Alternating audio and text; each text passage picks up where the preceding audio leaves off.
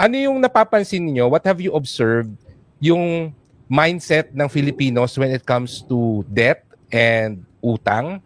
Because one of the things that I've heard is ang mga Pinoy daw takot mag-invest, takot sila mawalan ng pera sa investment, pero hindi sila takot mangutang. It's kind of a double-edged knife eh, pag tiningnan mo yan. Ano?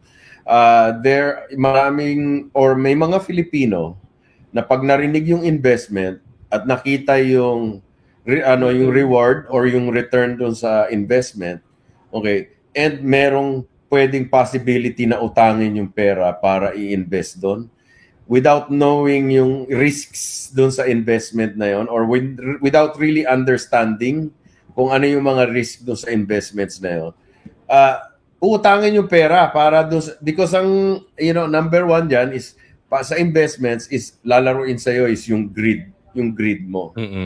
It's the same thing as sugal. Sugal din yun eh.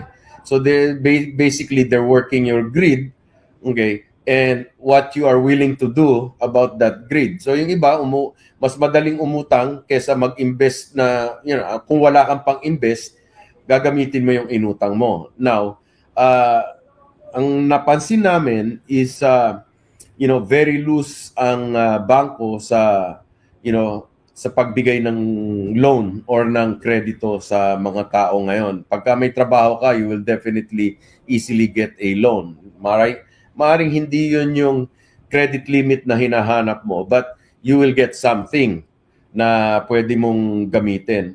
Okay. Now, pag hindi marunong gumamit ng, kung ano yung utang, nagiging masama yung utang. Because, magagamit sa investment. Okay. Not really knowing na yung investment na yon kung gaano kalaki yung risk. Kasi the bigger the return sa investment, mas malaki yung risk. Kaya kung mabilisan, normally ang mangyayari dyan, mabilis bumagsak or biglang taas.